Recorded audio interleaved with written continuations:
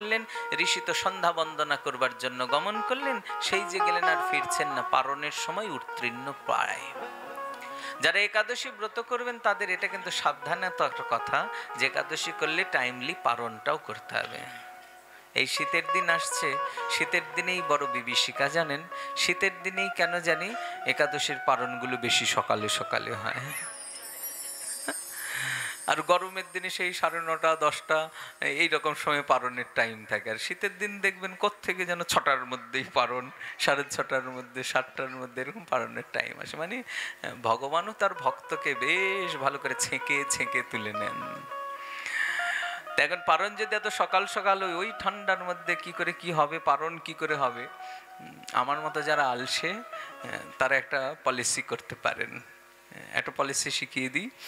রাত্রেবেলা ঘুমানোর সময়, পারণের সময় দেখেছেন সকালবেলা বেশি অ্যালার্ম দিয়ে রেখে মাথার কাছে মহাপ্রসাদের বয়ামটা নিয়ে ঘুমিয়ে পড়বেন। পুরীর মহাপ্রসাদ থাকলে ওটা নিয়ে ঘুমবেন, দরকার হলে করে পাশ বালিশের মতো জড়িয়ে ধরেই ঘুমিয়ে থাকবেন। যেই পারণের অ্যালার্মটা বাজবে অমনি উঠে টুক করে একটা দানা মুখে দিয়ে আবার ঘুমিয়ে পড়বেন, ব্যাস পারণ তো হয়ে গেছে।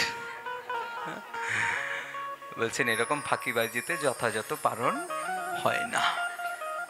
পারণ শব্দের অর্থ হলো পারণের যে সময় আছে, এই পারণকালের মধ্যেই আপনি যেই সংখ্যার নাম করেন, শ্রী গুরু প্রদত্ত মন্ত্রে যতটা স্মরণ করেন, আপনার যা ভজন, ভগবানের পূজন, ভগবানকে তুলসী দেওয়া ইত্যাদি ইত্যাদি যে সমস্ত কাজকর্ম সুসম্পন্ন করেন, ওই পারণকালের পূর্বেই সেগুলি সমাধা করে ভগবানের ভোগ লাগিয়ে ভগবানের প্রসাদের দ্বারা পারণ করা, এটাই যথাযথ পারণ বিধি।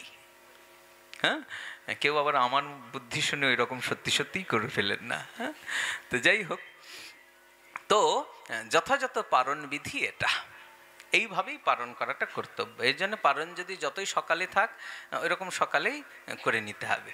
আমাদের সেই ছোটোবেলার